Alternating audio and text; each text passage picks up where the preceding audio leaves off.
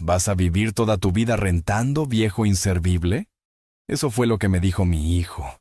Así, sin pensarlo, en seco, con la voz bien alta, delante de su esposa y de mis 2 nietos, que estaban ahí jugando con carritos en el piso de la sala. Lo dijo con desprecio, como queriendo que me doliera, y sí, me dolió. No le contesté. Me quedé callado porque a veces uno no sabe si vale la pena responder, o simplemente aguantar otra más. Pero por dentro, te juro, algo se rompió ese día. Yo me llamo Don Ezequiel. Tengo 78 años encima, y aunque ya no tengo la fuerza de antes, mi mente sigue bien despierta. Toda mi vida la viví aquí en León, Guanajuato. Fui albañil, ayudante, después maestro de obra, y luego corredor. Más de 40 años entre polvo, tierra, cemento y escrituras. Y fue ahí, entre planos y promesas, que levanté mi nombre. No fue fácil, pero lo logré. Y también logré juntar un patrimonio que decidí guardar en silencio. Porque uno con los años aprende. Hay cosas que es mejor callar, observar y ver hasta dónde llega la gente, incluso tu propia sangre. Mi hijo, Javier, nunca pasó hambre. Nunca supo lo que era abrir la despensa y no encontrar ni frijoles. Cuando era niño, yo aún andaba mezclando cal y cargando bultos bajo el sol, todo para que no le faltara nada. Y aunque llegaba rendido, igual me sentaba en el piso con él, le armaba carritos de cartón, le contaba cuentos, le enseñaba a ser hombre. Su madre, que en paz descanse, siempre me decía, nuestro Javi no va a vivir lo que nosotros vivimos. Y por eso trabajé el doble. Le di escuela, cursos, ropa, viajes, todo lo que pude. Pero a veces, mientras más das, menos te valoran. Ese día todo empezó por un comentario inocente. Le dije que tal vez ya era momento de buscar un lugar más chiquito, que la renta se me estaba haciendo pesada. Ni siquiera le pedí ayuda. Solo lo dije, como quien habla con su hijo. Pero él ya fue directo. Dijo que yo siempre estaba con lo mismo, que me las arreglara solo, que nadie tiene la obligación de mantener viejos. Y entonces soltó esa frase que todavía me retumba en la cabeza. ¿Vas a vivir toda tu vida rentando, viejo inservible? Me levanté despacio del sillón, lo miré con calma, y solo dije, gracias por todo, Javier. Besé a mis nietos en la frente, tomé mi sombrero, y me fui, sin gritar, sin armar escándalo. Solo me fui. Y él ni cuenta se dio de que esa era la última vez que me iba a ver cruzar la puerta de su casa, porque desde ese momento yo ya había decidido, no me vuelvo a humillar ante nadie. Pero antes de que siga contándote esta historia, escucha bien lo que voy a decirte. Tal vez tú también has pasado por algo parecido. Tal vez alguien te hizo sentir chiquito, menos, como si no valieras nada. Entonces, haz una cosa. Escucha esta historia hasta el final y compártela con quien necesita oírla. Y después cuéntame, ¿qué parte te tocó el corazón y desde qué ciudad me estás escuchando? Porque la vida enseña, y lo que aprendí vale oro. Esa tarde, mientras caminaba por mi barrio, con el sol ya bajando y la garganta apretada, me vinieron 1000 recuerdos. Cada casa por donde pasaba. Yo sabía quién vivía ahí, quién rentaba, quién vendía, quién debía. No era cualquier viejito caminando por la calle. Era yo, don Ezequiel. Y aún así, mi propio hijo me trató como si fuera estorbo, como si ya no sirviera, como si fuera invisible. ¿Y sabes qué duele más que la humillación?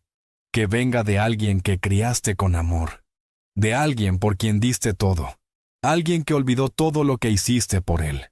Pero ese silencio que me guardé en el pecho se volvió decisión, porque uno puede ser paciente, pero no tonto.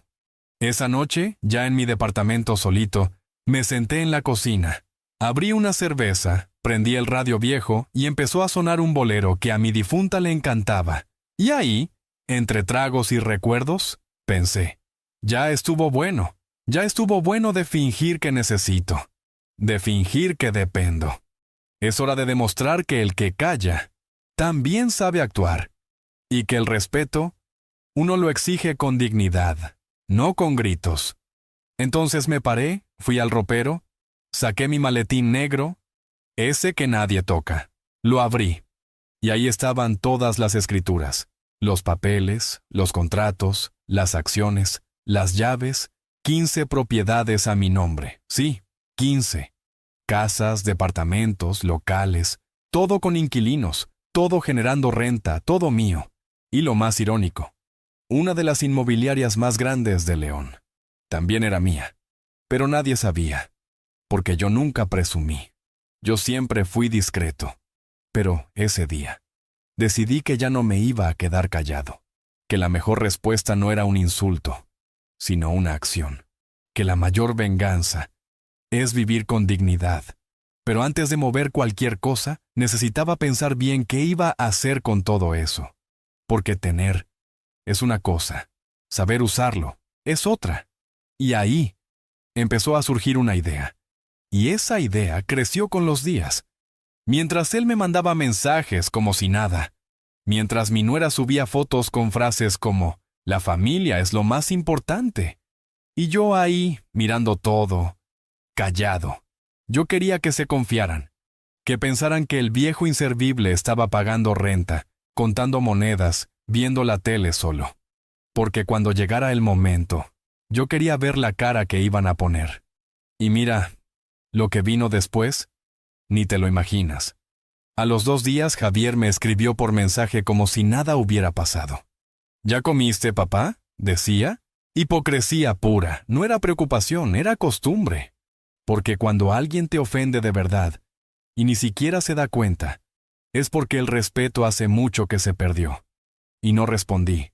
Lo dejé en visto. Ese fue mi primer paso. No responder. Porque el silencio, a veces, dice más que 1000 palabras. Y después, empecé a preparar todo. Llamé a mi contador, a mi abogado viejo. Don Manuel, un amigo que conocí hace décadas cuando me ayudó con mi primer terreno. Y le dije, prepárame todo. Voy a hacer cambios. No le expliqué mucho. Solo le dije que quería dejar mi testamento en orden, revisar contratos, actualizar escrituras y, sobre todo, asegurarme de que mi hijo no tocara nada que fuera mío. Ni un centavo. Don Manuel me miró en silencio. Me ofreció un café. Y mientras revisaba los papeles me dijo, ¿estás seguro, Ezequiel? Más seguro que nunca. ¿Pasó algo con Javier? Lo de siempre. Pero esta vez cruzó la línea.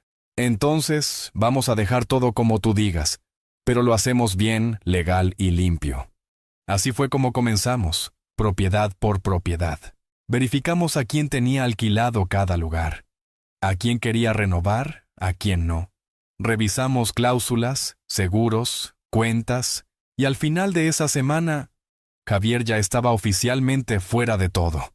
De la sociedad, del testamento, de las autorizaciones, hasta del seguro médico que yo le había dejado para cuando yo ya no estuviera. Todo, absolutamente todo, fue revocado, sin drama, sin escándalo, solo con tinta y ley. Eso sí, sin avisarle nada, porque lo que se planea con calma, se ejecuta con maestría. Y yo no iba a gastar mi energía en pelear con quien no valora ni siquiera el pan que se llevó a la boca gracias a mí. Durante ese tiempo, pasé más horas caminando por la ciudad que en casa. No era tristeza, era análisis. Iba de barrio en barrio viendo cómo estaban mis propiedades. Algunas necesitaban pintura, otras ya estaban mejor de lo que recordaba. Fui a ver a algunos inquilinos, conversé con ellos como si nada. Nadie sabía que yo era el dueño. Me trataban como a cualquier viejito curioso que se pasea. Y eso me hizo pensar, tal vez eso es lo que quiero ahora. Ser invisible. Que nadie sepa. Que nadie espere nada. Y que tampoco me pidan más. Un día pasé por una de mis casas más antiguas. Una en la colonia Obregón. Era una casa de esquina con jardincito adelante y rejas verdes que yo mismo mandé poner hace más de 20 años. Y me senté en la banqueta de enfrente, bajo la sombra de un mezquite, con mi sombrero bien calado y mi bastón apoyado entre las piernas. Y mientras miraba esa casa, pensé en todo lo que vivía ahí. Ahí vivió mi mamá. Ahí me llevé a mi esposa cuando nos casamos. Ahí nació Javier. Y de repente, me vinieron los recuerdos como tormenta, los gritos de niño, los juegos, las carcajadas de mi mujer, el aroma a guiso que salía de la cocina, y me cayó una lágrima. Pero no de tristeza, de cierre, porque entendí que esa etapa ya había terminado. Ese mismo día le hablé a don Manuel y le dije, quiero vender la casa de la colonia Obregón, pero no a cualquiera. Quiero que la tenga alguien que la valore. ¿Y cómo vas a saber quién la merece?, me preguntó. Lo sabré cuando mire sus ojos. Y así fue. No pasó ni una semana cuando una joven viuda, con 2 niñas chiquitas, preguntó por esa propiedad. Era maestra de primaria, de las que aún enseñan con el alma. Cuando la conocí, me dio la mano con firmeza, pero con humildad. Me miró directo a los ojos y dijo, no tengo mucho, pero tengo ganas de levantar a mis hijas con dignidad. Y yo supe que esa casa era para ellas. Hicimos un trato justo, sin regateos, sin papeles innecesarios. Porque hay veces que el corazón reconoce el corazón. Y yo sentí que mi historia en esa casa debía continuar en alguien que supiera lo que es luchar. Mientras todo eso pasaba, Javier seguía con su teatro. Me llamaba, me dejaba mensajes de voz, ponía a los niños a mandarme dibujitos. Como si nada, como si el veneno de aquella frase no hubiera sido derramado en mi alma. Como si un «Hola papá» pudiera borrar el desprecio. Pero yo no respondía. No porque no amara a mis nietos, sino porque a veces el amor también necesita límites. Y yo ya no estaba dispuesto a ser el payaso triste de nadie. Un sábado por la tarde, cuando pasaba por el centro histórico, vi un anuncio pegado en una de mis oficinas de renta. Se busca ayudante administrativo con experiencia en bienes raíces. Y me entró la curiosidad. Entré y vi a una muchacha nueva, jovencita que no me conocía. Me acerqué y le pregunté, ¿ya encontraron a alguien para el puesto? Todavía no, señor. ¿Y si se postulara un señor de 78 años con más de 40 de experiencia? Ella se rió. Si tiene esa experiencia, yo misma lo contrato. Y así, de forma simbólica, me ofrecí para ayudar un par de días por semana, solo para mantenerme activo. Ellos no sabían que yo era el dueño real de todo eso. Me trataban como a un viejo sabio, y yo disfrutaba el juego. Les enseñaba cosas, resolvía problemas, les hablaba con paciencia, y nadie me decía viejo inservible. Nadie. Al contrario, me ofrecían café, me pedían consejos, me daban el lugar que merezco. Y ahí entendí algo más. El respeto no se exige con gritos. Se gana con presencia, con coherencia, con dignidad. Y si tu propia sangre no te reconoce, no te preocupes. Dios pone hijos del alma donde otros fallan. Yo ya no esperaba nada de Javier. Pero aún así, el destino tenía más sorpresas preparadas. Porque cuando uno siembra con verdad, la vida, tarde o temprano, te devuelve flores, incluso si otros solo te tiraron piedras. Y fue en uno de esos días comunes que sonó el timbre de mi departamento. Y al abrir la puerta, no era Javier, era alguien más. Y lo que me dijo cambió el rumbo de todo. Cuando abrí la puerta y vi quién estaba ahí parado, tuve que respirar profundo para no dejar que la emoción me traicionara. Era Tomás, un viejo amigo, casi un hermano, a quien no veía hacía más de 15 años. Usaba el mismo sombrero de siempre, el bigote espeso, las arrugas más marcadas, pero con esos mismos ojos sinceros que siempre tuvo. Nos quedamos unos segundos mirándonos sin decir palabra, como si el tiempo se hubiera detenido justo ahí, en el marco de esa puerta. Y entonces, él simplemente dijo, ¿tienes café? Y yo sonreí. El mejor de todo, León viejo. Nos sentamos en la mesa de la cocina como en los viejos tiempos. El café humeaba en las tazas mientras afuera empezaban a escucharse los perros del vecindario ladrando. Era como si todo el barrio supiera que algo importante estaba pasando. Y sí, lo que Tomás vino a decirme no era cualquier cosa. Porque a veces la vida te pone frente a alguien justo cuando más lo necesitas. Y esa visita cambió el rumbo de todo.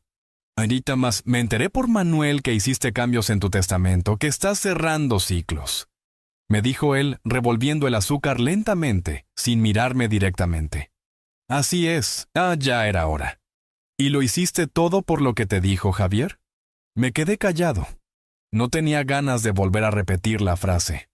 Lo hice por todo lo que no dijo también. Tomás asintió, como entendiendo cada silencio. Él siempre fue así, más de escuchar que de hablar.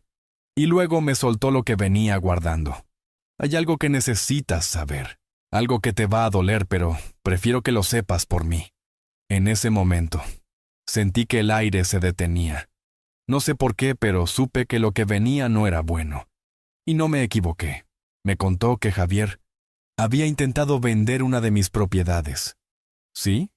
Una de las que estaban aún bajo contrato antiguo, de cuando le había dado poder para manejar ciertas cosas cuando yo estuve enfermo años atrás.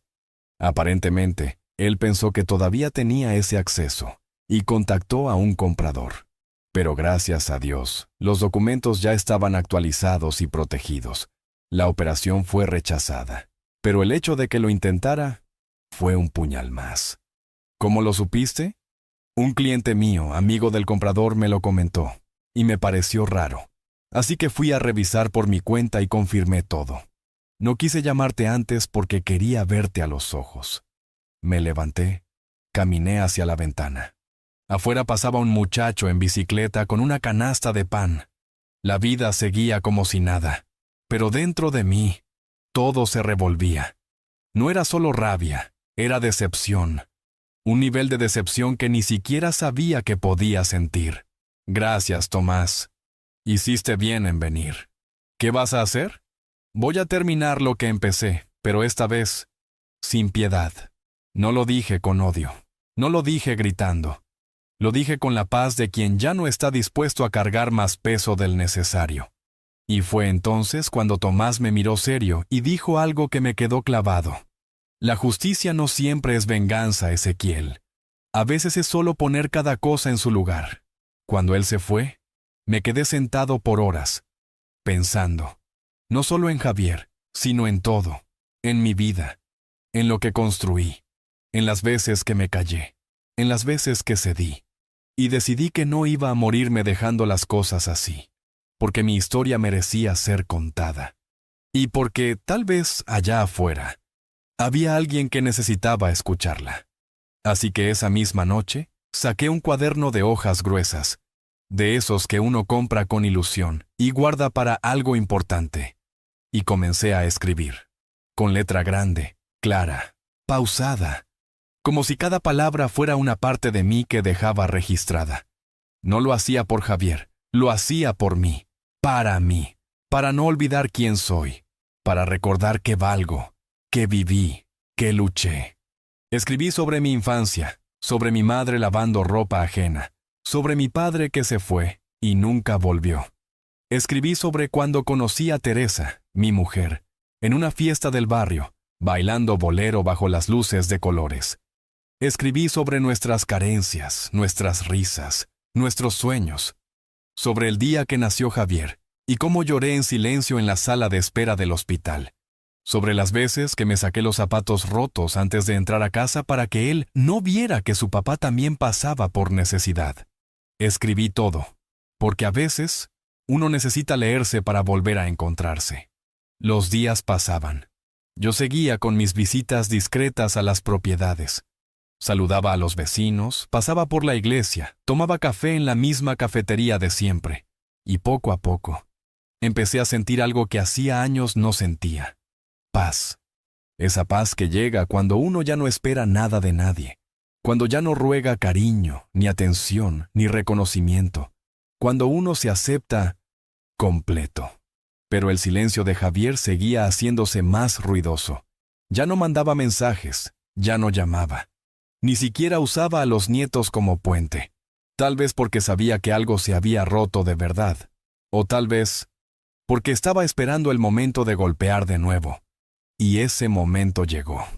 Un viernes por la noche, recibí una notificación.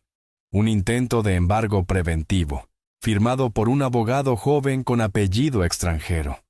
Aparentemente, Javier estaba alegando que parte del patrimonio era suyo, que había contribuciones suyas de años pasados, que tenía derecho legítimo sobre algunas propiedades. Todo basado en papeles viejos, falsos acuerdos verbales y una narrativa que solo él creía. Pero lo que no sabía es que yo había guardado todo, cada recibo, cada transferencia, cada contrato, y que además, nada estaba ya a su nombre. Todo estaba blindado, legalmente sólido, imposible de tocar. Al día siguiente fui personalmente a la oficina de ese abogado. Me presenté como cualquier cliente. Le entregué una carpeta con toda la documentación. Él la revisó en silencio, y cuando terminó, me miró con cara de susto. Señor Ezequiel, con esto, su hijo no tiene absolutamente ningún derecho sobre nada. Lo sé, solo quería verle la cara cuando lo dijera. Me levanté, le di la mano y salí con la frente en alto.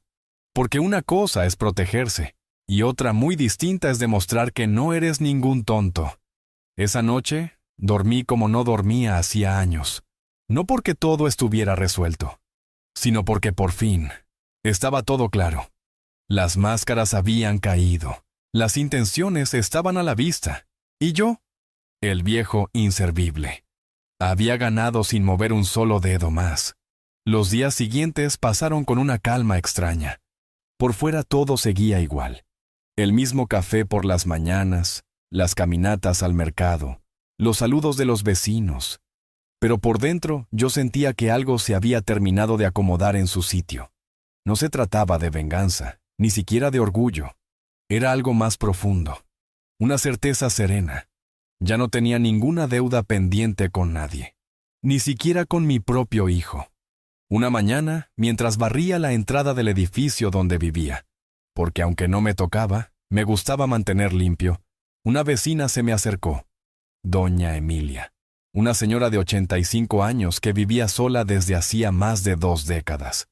Don Ezequiel, usted tiene algo distinto últimamente. Lo veo más tranquilo, más derecho.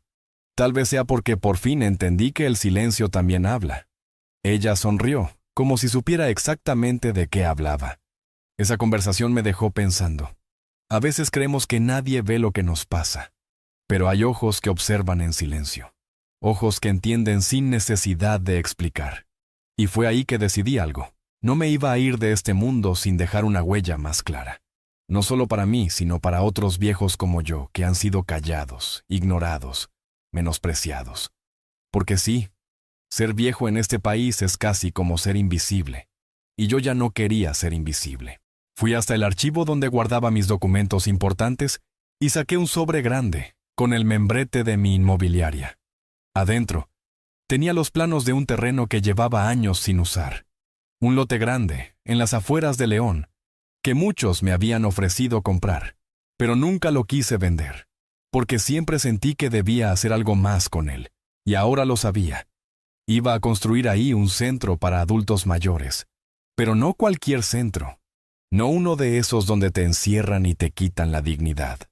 No, quería un lugar libre, comunitario, donde los viejos pudieran enseñar, hablar, plantar, compartir, donde la experiencia no fuera desechada, sino escuchada, donde nadie volviera a ser llamado inservible. Llamé a un viejo arquitecto con quien había trabajado en el pasado. Le conté mi idea. Me escuchó con respeto, sin interrumpir. Don Ezequiel, ¿está seguro? Es un proyecto grande. Más grande fue levantar a mi hijo solo, y lo hice sin quejarme. Nos dimos la mano, y en menos de una semana ya teníamos los primeros bocetos. Una construcción sencilla, con jardín comunitario, salas amplias, una pequeña biblioteca, un área de talleres, otra de descanso. Todo pensado para ser autosustentable. Y lo mejor, sin fines de lucro. Poco a poco, comencé a reunir a personas de confianza. Un contador, un abogado, una trabajadora social, gente buena, comprometida. Nadie sabía exactamente de dónde salía el dinero. Y tampoco preguntaban. Me respetaban. Y eso bastaba. Una tarde, mientras revisábamos papeles en una cafetería del centro, alguien se sentó en la mesa de al lado. No lo vi de inmediato, pero su voz me congeló. «Papá». Era Javier. Me miró como si hubiera visto un fantasma. Llevaba la camisa desabrochada, la barba crecida, los ojos cansados. No era el mismo hijo altivo que me gritó aquella vez en la sala de su casa. No. Este hombre parecía derrotado. Me quedé en silencio. Lo observé. Él también me miró en silencio, como esperando algo. Pero yo no tenía palabras para él. No en ese momento. ¿Podemos hablar? Ahora no. Estoy ocupado. ¿Te puedo llamar después? Haz lo que quieras, Javier. Pero yo no te debo nada. Se quedó ahí parado, sin saber qué decir, como un niño perdido. Y luego, simplemente se fue. No le deseé mal. Tampoco bien. No sentí odio, ni pena, solo distancia, como si fuera alguien que alguna vez conocí, pero que ya no era parte de mi historia. Los días siguieron su curso. Las obras del centro comenzaron, lentas, pero firmes. Iba cada mañana a supervisar.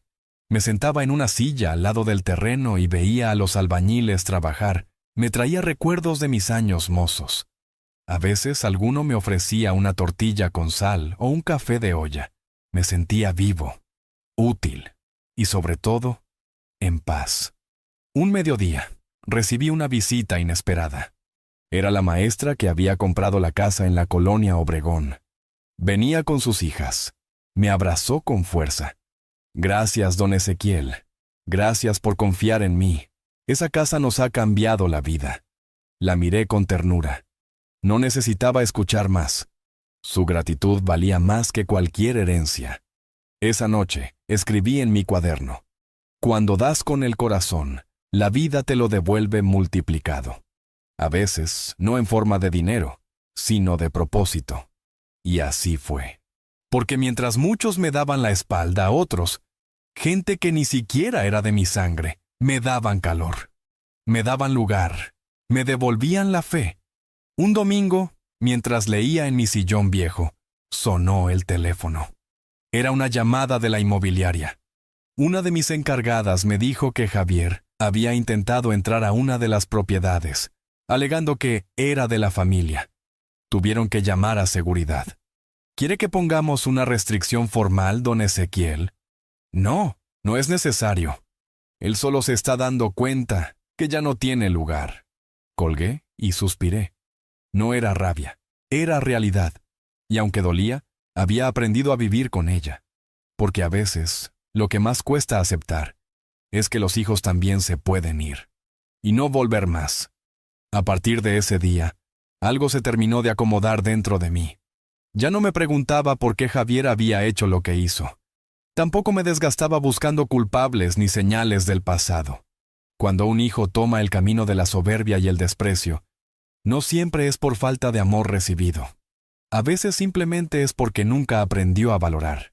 Yo había dado todo, tiempo, esfuerzo, vida. Pero entendí, con la madurez que solo dan los años, que el amor no siempre regresa en la forma que uno espera. Y uno tiene que aprender a soltar. No por rencor, sino por dignidad. Por eso seguí con el proyecto del Centro Comunitario para Adultos Mayores, como si fuera mi única misión en la vida. Porque de alguna forma, lo era. Me levantaba temprano, preparaba mi cafecito de olla con canela, me ponía mi sombrero y caminaba hasta la obra. Ahí me esperaban los albañiles con un saludo cálido, como si yo fuera uno más del equipo. Me sentaba en la misma silla todos los días, con mis planos extendidos sobre una mesa de madera, y revisaba cada detalle. El centro estaba tomando forma. La estructura del comedor ya estaba levantada, las columnas de la biblioteca también, y el patio tenía marcado el espacio para el huerto donde, si Dios me daba vida, iba a enseñar a plantar jitomates, cebollitas y cilantro a todo aquel que quisiera aprender. No buscaba reconocimiento, ni placas con mi nombre. Solo quería ver a otros viejos sonriendo otra vez. Hombres y mujeres que, como yo, habían sido relegados, olvidados por sus hijos, ignorados por la sociedad. Quería darles un lugar donde no tuvieran que pedir permiso para existir. Un viernes, cuando terminaba de revisar los avances de obra, un joven se me acercó. Era uno de los ayudantes nuevos, de no más de 20 años, delgado, con mirada tímida. Me ofreció una botella de agua y me dijo: «Don Ezequiel, ¿puedo hacerle una pregunta?». Asentí con la cabeza. ¿Por qué hace todo esto si ya está grande y podría estar descansando? Me reí, no de burla, sino con esa risa que sale cuando sabes que la juventud aún no entiende la vida. Le dije: «Porque descansar no es lo mismo que rendirse, y porque si uno tiene algo que dar, debe darlo, hasta el último respiro». El joven se quedó pensando, bajó la mirada y dijo: «Mi abuelo también era así, pero mi papá nunca lo quiso, murió solo». Lo miré, puse mi mano sobre su hombro y le respondí: «Entonces, hónralo tú. Sé tú el nieto que él hubiera querido ver». El muchacho se emocionó. Se limpió los ojos y volvió al trabajo. Y yo me quedé ahí, mirando el cielo, sintiendo que, aunque no tenía a mi familia de sangre cerca, algo estaba floreciendo dentro de mí. Algo limpio, algo verdadero. Un par de días después, recibí una carta en el buzón, escrita a mano. Reconocí la letra desde el primer trazo. Era de Javier. No tenía sobre con remitente. Solo decía «Papá» al frente. Me senté en la sala, abrí el papel con cuidado, como si tuviera vidrio en las manos, y empecé a leer. «Papá, no sé cómo empezar esta carta. Me da vergüenza escribirte después de todo lo que pasó. No te pido que me perdones. Solo quiero explicarte. Desde que mamá murió sentí que te alejaste, que te cerraste, que ya no eras el mismo. Me sentía solo, confundido, y en vez de acercarme, me volví duro, exigente, amargado. Lo que te dije aquel día no tiene perdón, lo sé, me pasé, pero quiero que sepas que cada día desde entonces me he arrepentido. Te veo desde lejos, sé lo que estás haciendo, supe del centro, supe que me sacaste de todo, y está bien, te lo mereces todo. Yo no merezco nada, solo quería que supieras que te admiro, que aunque no lo dije nunca, siempre fuiste mi héroe, y que si algún día quieres, aunque sea, hablar conmigo, aquí estaré. Tu hijo, Javier». Me quedé en silencio, largo rato. No lloré, pero sentí una punzada en el pecho que no supe nombrar. No contesté la carta, no porque guardara rencor, sino porque no necesitaba responder. Aquello era de él, era su proceso. Y si en algún momento la vida nos volvía a cruzar, sería porque así debía ser. Yo ya no iba a correr detrás de nadie. Ya no. Mientras tanto, el centro seguía creciendo. Llegó el día en que abrimos la primera puerta. Fue un domingo por la mañana. Invitamos a un grupo pequeño de adultos mayores de diferentes barrios. Hombres con bastón, mujeres con rebozo, algunos en silla de ruedas. Cuando cruzaron la reja principal, vi sus rostros transformarse. Era como si entraran a un refugio. Había sillas cómodas, café caliente, pan dulce, libros abiertos sobre las mesas, música suave sonando de fondo. Los vi sentarse, charlar, reír. Uno se puso a contar chistes, otro sacó una armónica vieja del bolsillo y empezó a tocar. Y entonces supe que todo había valido la pena. Cada lágrima, cada silencio, cada humillación, todo me había traído hasta ahí. Esa noche, al volver a casa, me senté en mi sillón, saqué mi cuaderno y escribí una sola frase. Hoy volví a nacer. Y lo sentí así, porque renacer no es empezar desde cero. Es empezar desde la verdad. No sé qué vendrá mañana. No sé si Javier volverá, si mis nietos querrán saber de mí, si la vida me dará muchos años más. Pero hoy, a mis 78, sé que no me fui del mundo sin dejar algo bueno. Y eso nadie me lo puede quitar. Después de aquella primera apertura del centro, la vida empezó a tener un ritmo diferente. Ya no despertaba con la sensación de estar solo en el mundo. Ahora sabía que cada día había alguien esperando una conversación, una historia, una taza de café o simplemente compañía.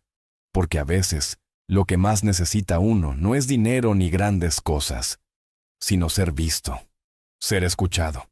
Y ahí, en ese centro que había nacido de las cenizas de mi tristeza, empezaba a florecer algo que no había sentido en años. Propósito. Yo seguía sin buscar reconocimiento, ni en prensa, ni en redes sociales, ni en nada de eso. Pero la gente del barrio ya empezaba a hablar. ¿Ya supiste lo que hizo don Ezequiel? Dicen que construyó todo con su propio dinero. ¿Quién lo viera tan calladito y haciendo tanto bien? Esas frases me llegaban a los oídos. Y aunque no decía nada, por dentro me sentía firme. No orgulloso, sino completo. Porque uno no necesita alardear lo que es verdadero. Un miércoles por la tarde, mientras supervisaba un taller de pintura para señoras mayores, se me acercó un hombre alto, de lentes, bien vestido. Se presentó como periodista de un medio local. Me dijo que había escuchado sobre el centro y que quería hacer una nota, una entrevista, algo para difundir lo que estábamos haciendo. Le respondí con educación. Mire, joven, yo no hice esto para que me saquen en ningún periódico. Pero si su nota va a servir para que otros ancianos se enteren de que aquí hay un lugar para ellos, entonces hágala. Pero póngale mi nombre solo si es necesario. Porque lo que importa no es quién lo hizo, sino para quién fue hecho. Él sonrió y me dio la mano. 2 días después, salió una pequeña nota con una foto del centro, sin mi imagen, solo mi nombre al final. Y no imaginaba yo lo que iba a causar eso. En las semanas siguientes, llegaron decenas de personas nuevas. Abuelitos de otras colonias, de zonas más pobres, mujeres que venían de asilos donde las trataban como trapo viejo. Algunas lloraban al entrar. Una de ellas, doña Margarita, me abrazó fuerte y me dijo: «Don Ezequiel, pensé que ya no me quedaba nada en la vida, pero este lugar me devolvió el alma». Y yo me quedé sin palabras, porque no hay mayor recompensa que saber que tu dolor sirvió para sanar el de otros. Un sábado por la mañana, mientras colocábamos sillas nuevas en el comedor, apareció alguien en la entrada que no esperaba ver. Era mi nieto mayor. Tenía ya casi 15 años, alto, flaco, con la misma mirada que su padre tenía a su edad. Me buscó con los ojos hasta encontrarme, y cuando me vio, me sonrió tímido. Caminó hacia mí y se paró en silencio. Yo dejé lo que estaba haciendo y lo observé. No lo veía desde hacía meses. Desde aquel día en la sala, cuando su padre me gritó lo imperdonable. No sabía si debía abrazarlo, si debía decir algo. Pero él habló primero. «Abuelo, ¿me puedo quedar un rato contigo?». Asentí. Le di una silla. Se sentó a mi lado. No hablamos mucho.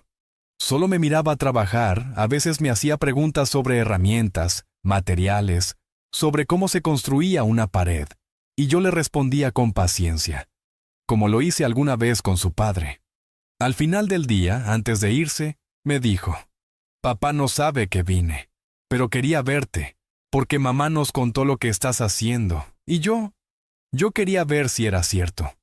Le puse la mano en el hombro y le dije: «¿Y qué opinas?». Él me abrazó y susurró: «Estoy orgulloso de ti, abuelo». Y eso fue todo. No hizo falta más. Porque a veces, una sola frase basta para sanar 1000 heridas. Esa noche no pude dormir. Pensé en Javier. En cómo ese muchacho que abracé con tantas ganas cuando nació, se convirtió en un hombre frío, ciego de soberbia. Y pensé también en que tal vez, con el tiempo, la vida le iba a enseñar lo que yo ya no podía enseñarle. Porque llega un punto en el que uno ya no está para dar más lecciones. Está para vivir en paz. Y si algún día él quería volver, tendría que hacerlo desde la humildad, no desde el remordimiento. Mientras tanto, el centro seguía creciendo. Cada día llegaban más personas, se abrían más talleres, se ofrecían más comidas calientes. Se formaban grupos de lectura, de canto, de tejido. El jardín ya tenía tomates verdes, flores de cempasúchil y hasta una pequeña zona de plantas medicinales. La gente llegaba temprano. Algunos traían sus historias en los ojos, otros traían cicatrices, pero todos encontraban un rincón donde sentirse vivos. Y entonces ocurrió algo inesperado. Una fundación de la ciudad vino a visitarnos. Se habían enterado del centro por la nota en el periódico. Querían apoyarnos con materiales, con voluntarios, incluso con médicos que vinieran a dar consultas gratuitas. Me ofrecieron hacer una alianza. Me mostraron cifras, propuestas, estadísticas. Y mientras ellos hablaban, yo los observaba con atención. Al final les dije, no necesito que esto se convierta en un negocio. Si quieren apoyar, háganlo desde el corazón. Aquí no hay jefes, aquí todos somos uno. Si respetan eso, bienvenidos. Y aceptaron. Porque cuando la verdad es clara, no necesita ser defendida. Esa noche, al cerrar la última puerta del centro, me quedé un momento mirando el cielo. La luna llena brillaba sobre el techo recién pintado. Y pensé, tal vez, si mi esposa me está viendo desde algún lugar, está sonriendo. Y eso bastaba. Porque todo lo que hacía, aún lo hacía con ella en el corazón. Siempre. Pasaron unas cuantas semanas después de la visita de mi nieto, y no volví a saber de Javier. Ningún mensaje, ninguna carta, ninguna señal. Y para serte sincero, no lo esperaba, no lo necesitaba, porque algo dentro de mí ya se había cerrado, como una herida vieja que dejó de sangrar. No porque sanó del todo, sino porque aprendiste a vivir con la cicatriz. Yo seguía enfocado en el centro, que ahora ya tenía nombre, la Casa de los Abuelos.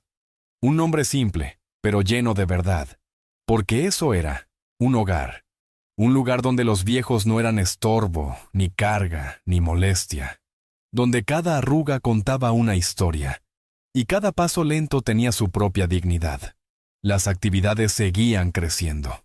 Un grupo de señoras organizó una clase de cocina tradicional, y otro grupo de hombres comenzó a restaurar muebles antiguos. Cada vez que pasaba por ahí, los escuchaba reír, discutir recetas, compartir secretos de oficios que ya casi nadie recordaba. Un día, uno de los abuelos, don Rogelio, me dijo mientras lijaba una silla, «Ezequiel, aquí me siento útil de nuevo. Es como si me devolvieras los años que ya creía perdidos». Y esas palabras me quedaron grabadas en el alma. Porque todo este esfuerzo, cada ladrillo, cada peso invertido, valía la pena si lograba devolverle a alguien la sensación de pertenecer. Pero no todo era calma. Una mañana, mientras tomaba café en el patio trasero del centro, me llamaron por teléfono. Era don Manuel, mi abogado. Su voz sonaba tensa. Me dijo, «Tenemos que vernos. Es sobre Javier». Sentí un frío en la espalda, pero no pregunté. Le dije que pasaría por su oficina en la tarde. Cuando llegué, me tenía preparada una carpeta con documentos. La abrió sobre la mesa y comenzó a explicarme. «Tu hijo está endeudado hasta el cuello. Tiene embargos pendientes, cuentas sin pagar, y ahora, desesperado, ha intentado usar tu nombre para solicitar un préstamo grande. Pero gracias a que cerramos todo a tiempo, lo rechazaron». Me quedé en silencio mirando las hojas. No por sorpresa, sino por confirmación. Ya sabía que Javier era capaz de eso. Lo único que me sorprendía era hasta dónde había llegado. «¿Y ahora qué quiere hacer?», le pregunté. «Está diciendo que tú le quitaste lo que le correspondía, que lo dejaste sin nada. ¿Y tú qué le respondiste? Que lo que no se gana con respeto, no se reclama con gritos». Esa frase me hizo sonreír. Don Manuel era un hombre justo, y saber que tenía a alguien así de mi lado me daba paz. Salí de la oficina con la carpeta en la mano, y mientras caminaba por las calles del centro, me crucé con una pareja joven empujando un cochecito de bebé. Se detenían a mirar los escaparates, reían bajito, se tomaban de la mano, y pensé en Teresa y en mí, cuando éramos jóvenes, cuando soñábamos con una casa propia, con una familia unida. Recordé cómo cargué a Javier por primera vez, aquella madrugada de hospital, cuando las enfermeras me lo pusieron en los brazos temblorosos. Cómo juré que nunca le faltaría nada. Y lo cumplí. No le faltó nada.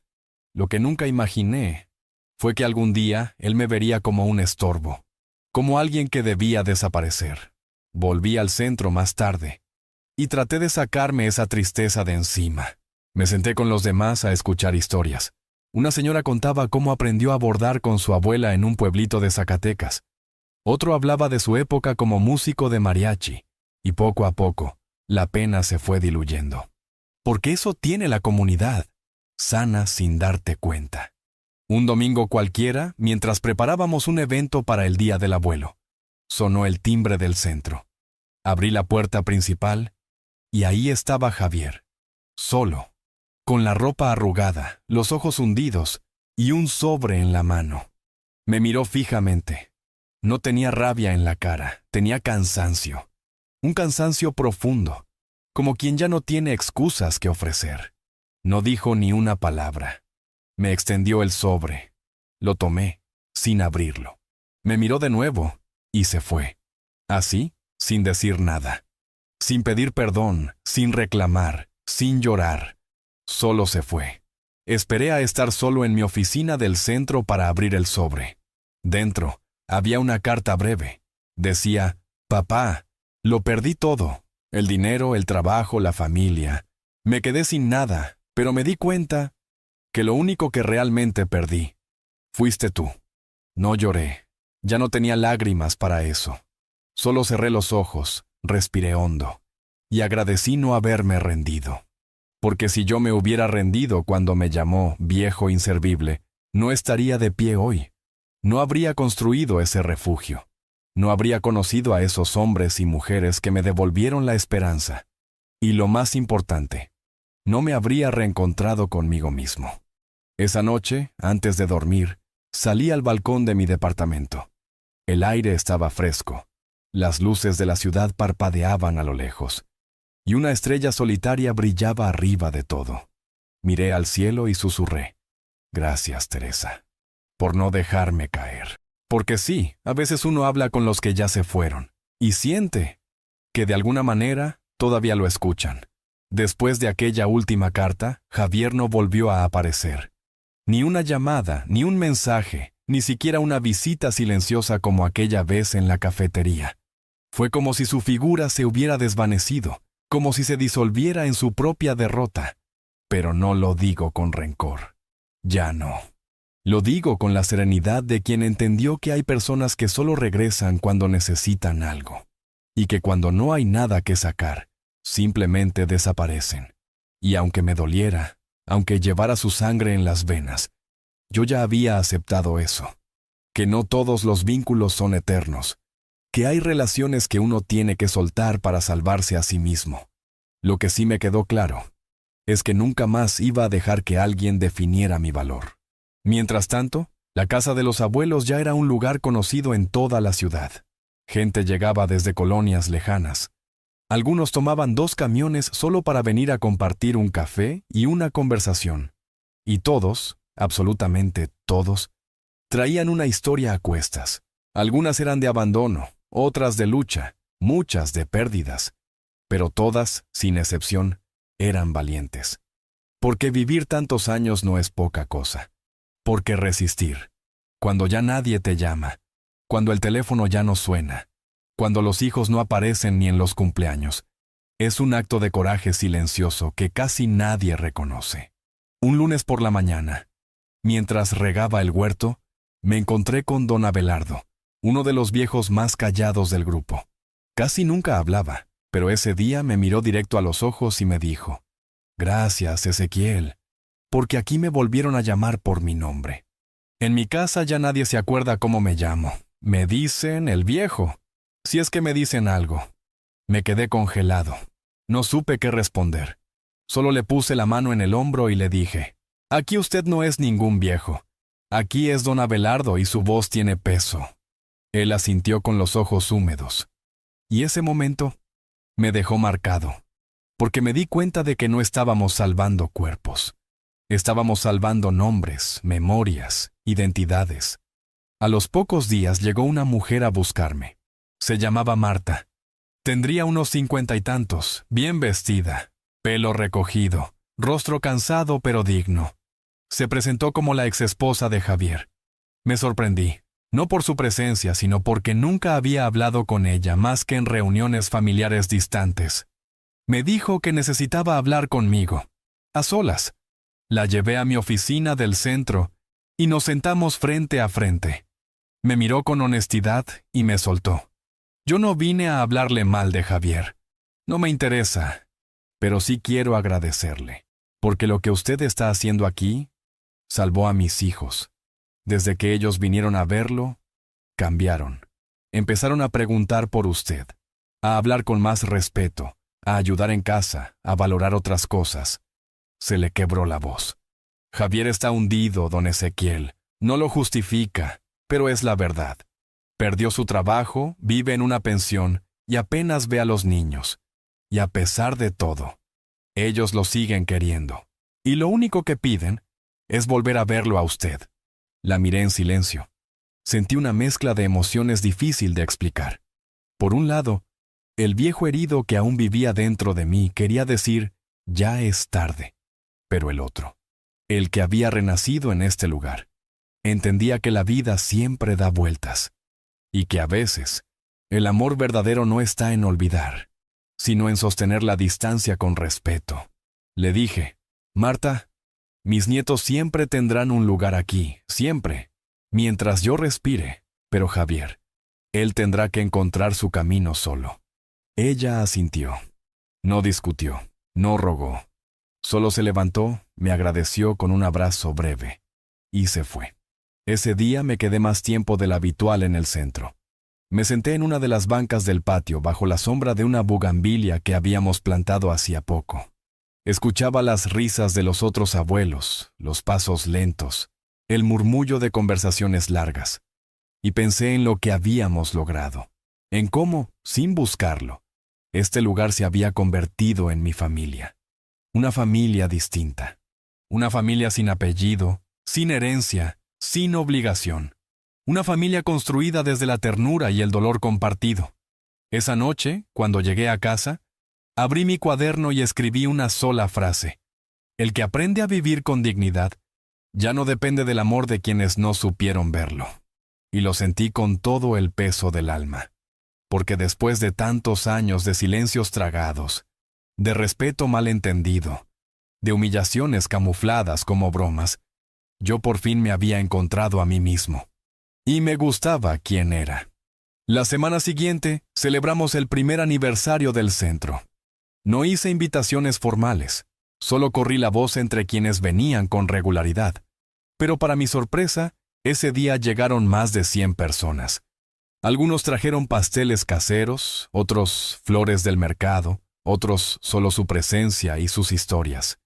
Hicimos una misa sencilla en el patio, colgamos fotos viejas de los que ya no estaban, cantamos canciones de nuestra infancia. Y ahí, entre esas voces temblorosas, vi a mis nietos llegar, solos, sin avisar. Caminaban con seguridad, con una caja envuelta entre las manos.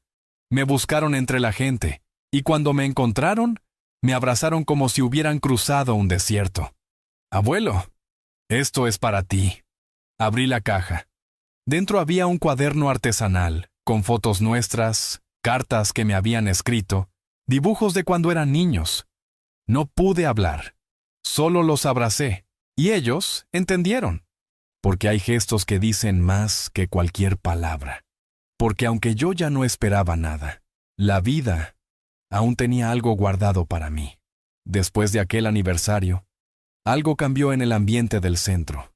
No fue un cambio visible, ni algo que se pudiera señalar con el dedo, pero se sentía, como cuando llueve después de una larga sequía y de repente el aire huele distinto, como si todo respirara más profundo.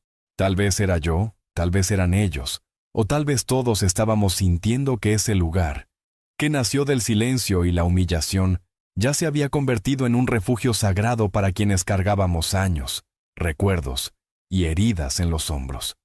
Ya nadie preguntaba quién había construido el centro. Tampoco era importante quién lo dirigía, porque todos lo sentíamos nuestro. Cada ladrillo, cada planta en el jardín, cada banca pintada a mano tenía un pedazo de historia pegado. Y aunque yo había sido quien levantó todo, ya no me sentía el dueño. Me sentía parte, igual que los demás. Mis nietos empezaron a venir con frecuencia.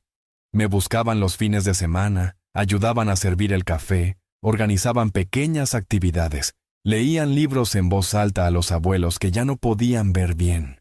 Era bonito ver cómo se involucraban sin que nadie les pidiera. Nadie los forzaba. Ellos venían porque querían. Y eso, para un viejo como yo, que ya no esperaba nada de su sangre, era como un regalo del cielo.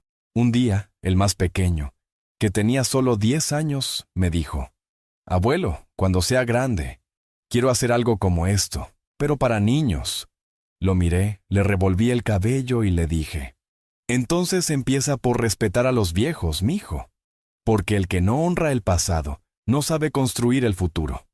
Me sonrió y me abrazó fuerte. Ese abrazo me sostuvo toda la semana. Un miércoles por la tarde, recibí una carta. Esta vez no era de Javier, era del gobierno municipal. Querían reconocer el trabajo del centro. Me ofrecían una medalla, un reconocimiento público, un evento con prensa y todo. Lo leí varias veces, no por vanidad, sino por incredulidad, porque yo nunca busqué aplausos. Todo esto nació de una herida, y no me parecía justo colgarme una medalla por haber sobrevivido al dolor. Fui al centro esa misma tarde y reuní a todos los abuelos que estaban en ese momento. Les leí la carta en voz alta, sin emoción, solo como información. Y luego les pregunté: «¿Qué quieren que haga? ¿Acepto?». Uno de ellos, don Luis, se levantó con esfuerzo de su silla y dijo: «Acepta, Ezequiel, pero no por ti. Acepta por todos nosotros, porque esa medalla no es tuya, es de cada uno que cruzó esa